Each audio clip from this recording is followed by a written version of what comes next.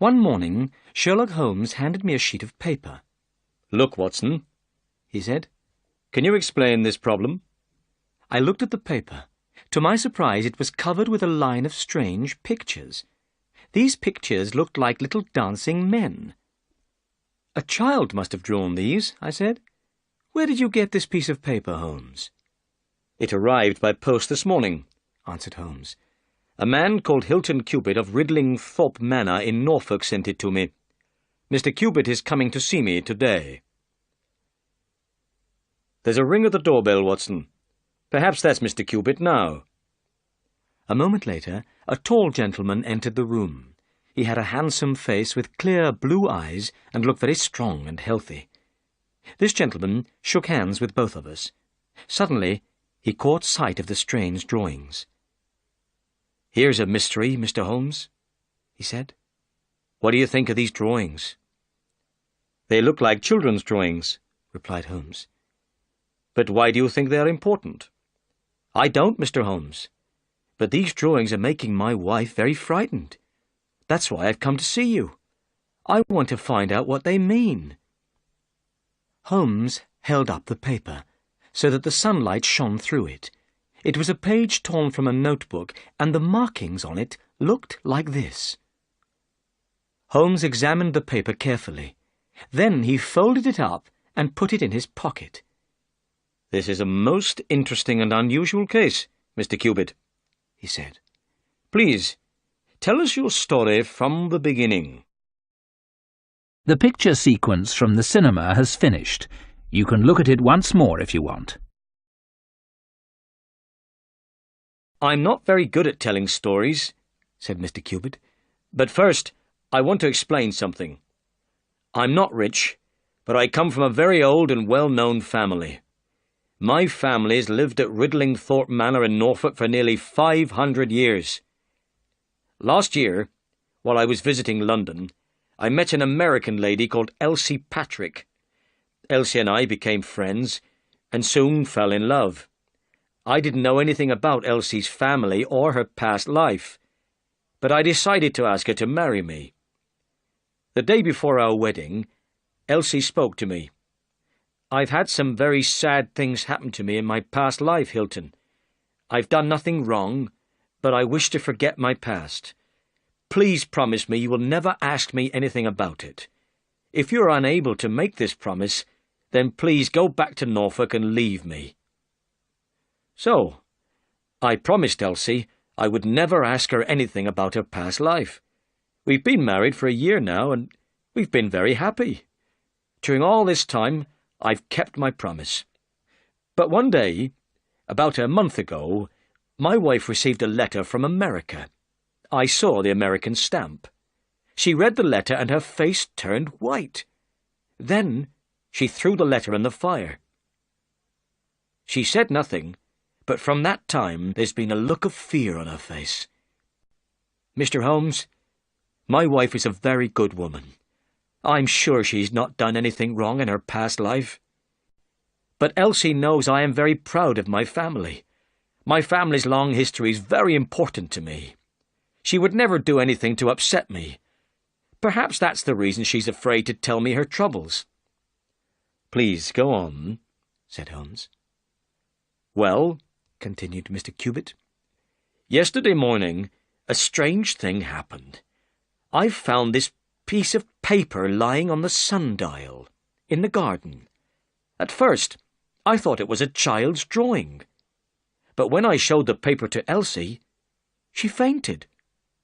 Since then, she has seemed like someone in a dream, and there's terror in her eyes. I didn't know what to do. If I took the paper to the police, they would laugh at me. So I came to you. Mr. Holmes, please help me. I'm not rich, but I'll spend all my money to protect my wife from danger." I was sorry for Mr. Cubitt. He was a good man, and I saw that he loved his wife very much. Holmes did not speak for some time. "Mr. Cubitt, don't you think," he said at last, "you should ask your wife to tell you everything?" "But I promised Elsie I would never ask her about her past," replied Hilton Cubitt.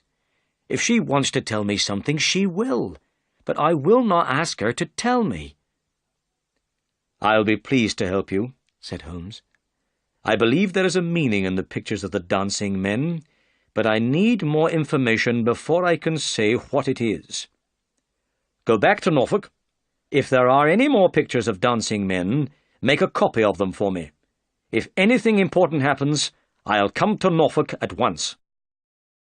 The picture sequence from the cinema has finished. You can look at it once more if you want. During the next few days, Holmes was very quiet. Several times he looked at the paper with the dancing figures on it. Then, one afternoon, about a fortnight later, we had another visit from Mr. Cubitt. He seemed worried and tired. "My wife hasn't told me anything yet, Mr. Holmes," he said. "But I have more pictures of dancing men, and more important, I've seen the man who draws them. But I'll tell you everything that has happened. The morning after I visited you, I found another line of dancing men. They were drawn with chalk on the tool house which stands in the garden, near the house. I made this copy." Hilton Cubitt unfolded a paper and laid it on the table. "Excellent," cried Holmes. "Please, go on." "After I made the copy," continued Mr. Cubitt, "I cleaned off the marks. But 2 days later, another drawing appeared. Here it is." Holmes was delighted.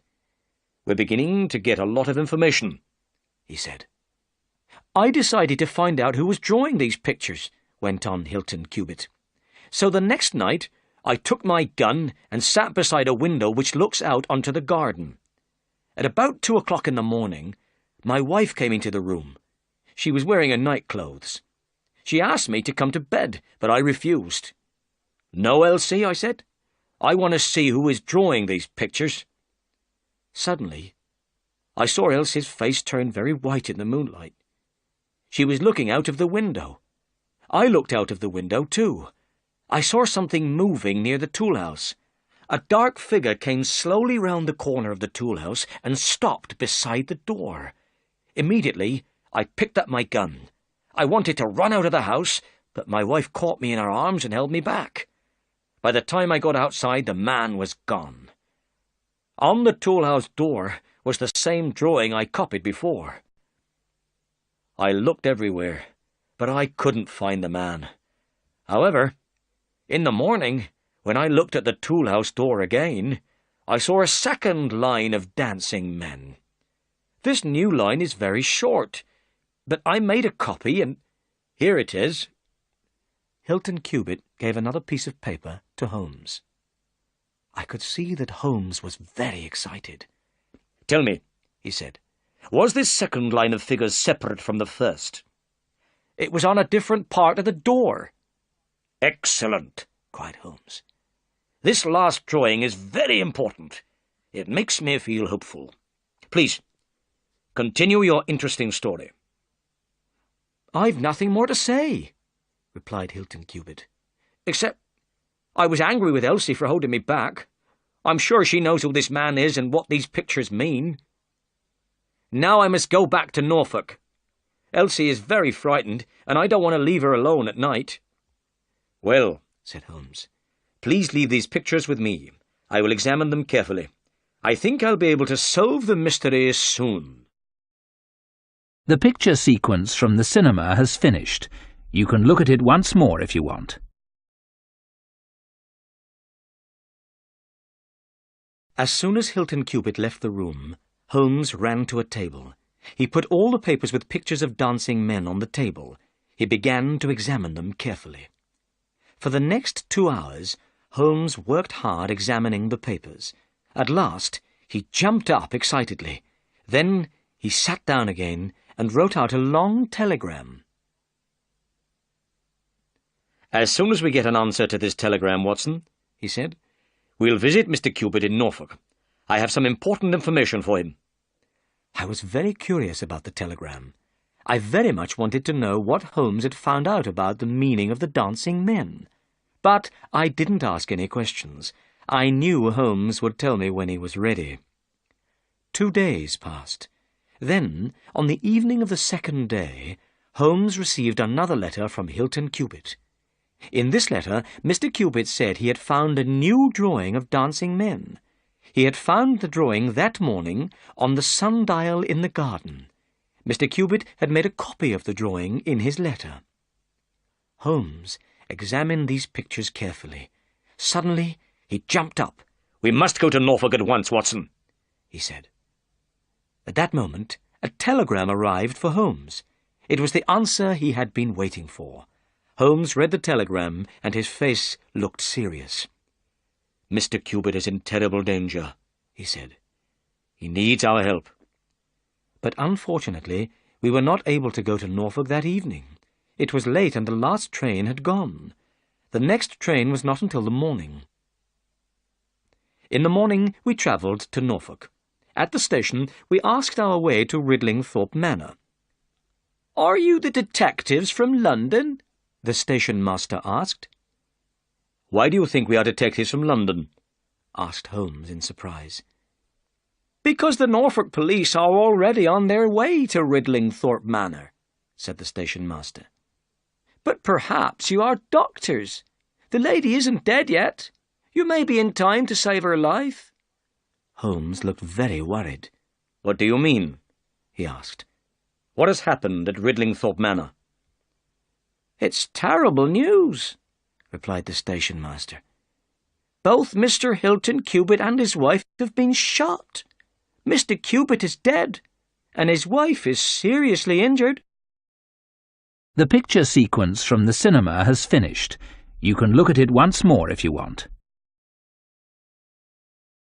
At once, Holmes hurried to a carriage. During the journey to Ridlingthorpe Manor, he did not speak at all, but I could see he was very worried. Holmes had known that Hilton Cubitt was in danger, but he had not arrived in time to save his client. At last, we could see a large old house through the trees. This was Ridlingthorpe Manor. As we came near the front door, I saw the tool house and the sundial in the garden. These were the places where Hilton Cubitt had found pictures of dancing men.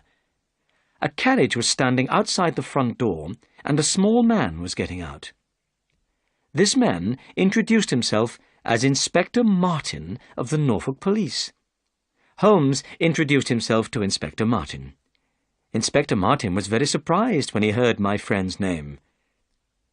"But, Mr. Holmes," he said, "the crime was committed only a few hours ago, at 3 o'clock this morning. How did you get here from London so quickly?" "When I left London, I didn't know a crime had been committed," replied Holmes. "I was on my way here to prevent a crime, but I'd arrived too late. Now, Inspector Martin, shall we work together on this investigation, or do you want to work alone?" "I'd be very pleased to work with you," replied the inspector. "Good," said Holmes. "Then let's try to find out what happened." At that moment, the doctor, an old white-haired man, came downstairs from Mrs. Cubitt's room. The doctor said the lady was very badly injured, but that she would not die. The bullet which wounded Mrs. Cubitt had gone into her brain. The gun which fired the bullet had been very close to her. Hilton Cubitt had been shot through the heart. A gun had been found lying halfway between the two bodies. 2 shots had been fired from the gun. But we did not know if Mrs. Cubitt had shot her husband first and then shot herself, or if Mr. Cubitt had shot his wife and then killed himself. "Has Mr. Cubitt's body been moved?" asked Holmes. "No," replied the doctor. "We had to move the lady. We couldn't leave her lying injured on the floor." "Who found the body?" 2 of the servants," said the doctor. "Then let's hear their story," said Holmes. The 2 women told their story very clearly. They had been awakened from their sleep by a loud noise. A minute later, they heard another noise. Both women ran downstairs from their rooms. The door of a downstairs room was open, and Mr. Cubitt lay dead on the floor. Near the window, his wife was sitting with her head against the wall. One side of her face was red with blood. The window was shut, and the room was full of smoke and the smell of gunpowder. Immediately the two servants sent for the doctor. When he arrived, they carried Mrs. Cupid upstairs. The servants did not understand why the crime had been committed. Mr. and Mrs. Cupid had been in love with each other and had never quarrelled. "Tell me," said Holmes. "when did you first notice the smell of gunpowder?" "When we ran out of our rooms upstairs," replied the women. "Good," said Holmes.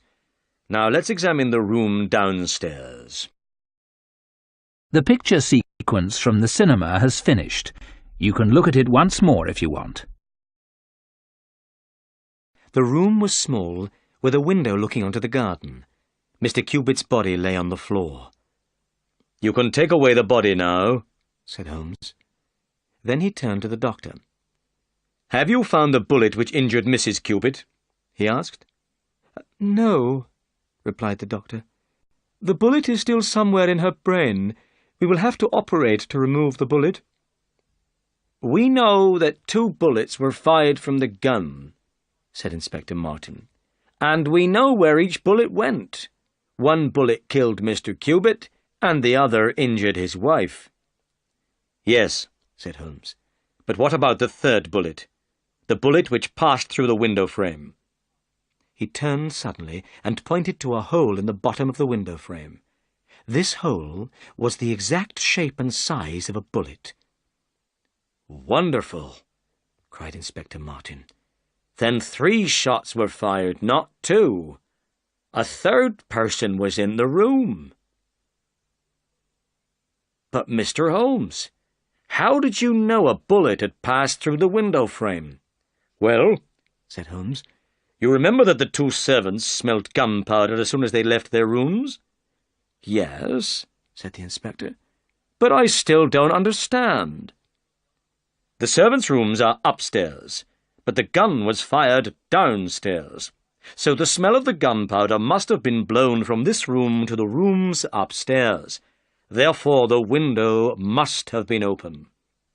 A 3rd person could have stood outside the window and fired through it. If somebody inside the room fired at this person and missed, the bullet would pass through the window frame." "I understand," said Inspector Martin. "But when the servants entered this room, they said the window was shut." "That was because Mrs. Cupid had just shut it," replied Holmes. "But what's this?" A lady's handbag was standing on a small table. I saw it was full of money. The money was tied together. We counted 20 50-pound notes. "This money is important evidence," said Holmes. "And now let's find out where the 3rd bullet went after it passed through the window frame." We all went outside into the garden. There were flowers planted underneath the window. The flowers were broken, and there were large footprints on the ground. Holmes searched in the grass. Suddenly he bent forward and picked something up. It was the missing bullet. "I think, Inspector," he said, "that our case is nearly solved."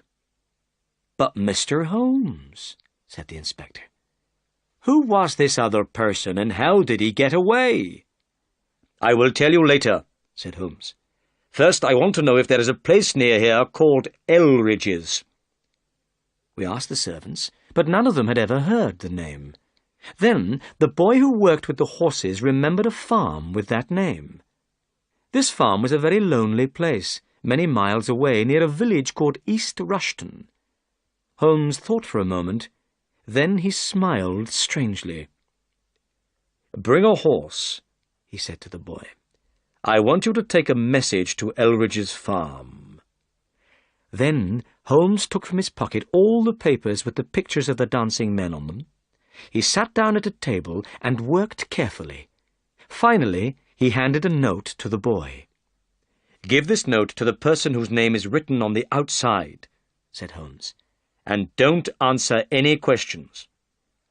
I looked at the outside of the note.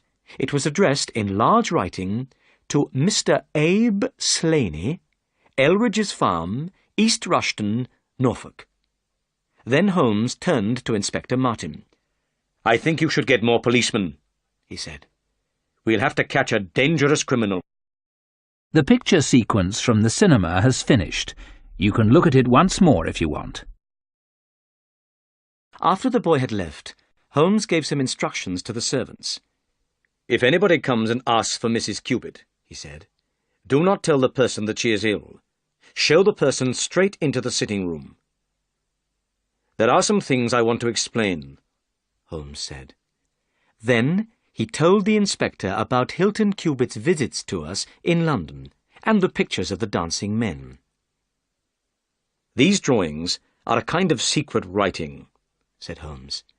"They look like children's drawings, but they are messages. Each picture of a dancing man is a letter of the alphabet. Let me show you how it works. The letter of the alphabet which appears most often in English is E. The picture of the dancing man which appeared most often was this. So I knew that this picture was E. Some of the dancing men were holding flags. I guessed that a figure with a flag was the last letter of a word." "But how did you find out what the other pictures meant?" I asked. "On Hilton Cubit's second visit," went on Holmes, "he brought 3 different messages with him. The last message was this. In this message there was no flag, so the message had to be one single word. What could it be? The word had 5 letters, and the second and fourth letters were E. It might be sever, or lever, or never, but the most probable of these words was never. So I knew these pictures were N, V, and R. "Excellent, Holmes!" I cried. "What did you do next?"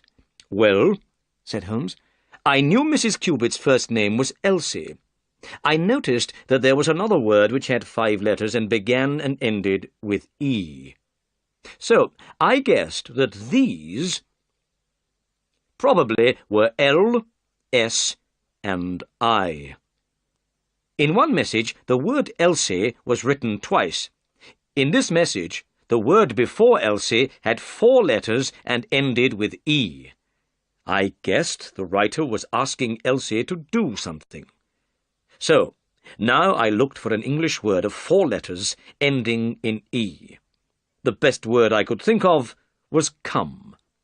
So, now I knew that these were C, O, and M. Then I looked again at the first message which Hilton Cubit brought us. I used the figures holding flags to divide the message into words. I wrote out the message, putting dots for the letters I didn't know. Dot M, dot E-R-E, dot E, S-L dot N-E dot. The first missing letter had to be A, and the second letter had to be H. Am here A dot E S-L-A-N-E dot. Clearly, the 2 missing letters were part of somebody's name. So, it must be Am here Abe Slaney. Then I looked at the second message again. This message worked out like this. A dot E-L-R-I dot E-S. Here I worked out that the missing letters could be T and G. At Elridge's. I decided to find out if there was a place near Ridlingthorpe Manor that was called Elridge's. If there was, then I knew that this was where the writer of the messages was staying. Inspector Martin and I looked at Holmes. It was wonderful how my friend had found out the meaning of the dancing men. "What did you do then, Mr. Holmes?" asked the inspector. I guessed that Abe Slaney was an American. Abe is an American name, and Mrs. Cupid had recently received a letter from America. This letter had upset her very much. So I sent a telegram to a friend in the New York police, asking about Abe Slaney. This was the reply: "The most dangerous crook in Chicago." The same evening, I received Hilton Cupid's final message. The message worked out like this: Elsie dot R.E. dot A.R.E. to meet thy G.O. dot. Clearly, the missing letters had to be P and D. Elsie, prepare to meet thy God. I knew the Cupids were in terrible danger. Abe Slaney was saying he was going to kill Mrs. Cupid, so Dr. Watson and I hurried immediately to Norfolk. But unfortunately, we were too late. Hilton Cupid was dead. "But what about Abe Slaney, Mr. Holmes?" asked Inspector Martin. "If he is the murderer and he's at Elridge's, he may escape." "Don't worry," said Holmes. "He won't escape. He's coming here." "Here?" said Inspector Martin in surprise. "Why should he come here?" "Because I have written and asked him to come here." Holmes stood up and walked to the window. "Look! Here he is." The picture sequence from the cinema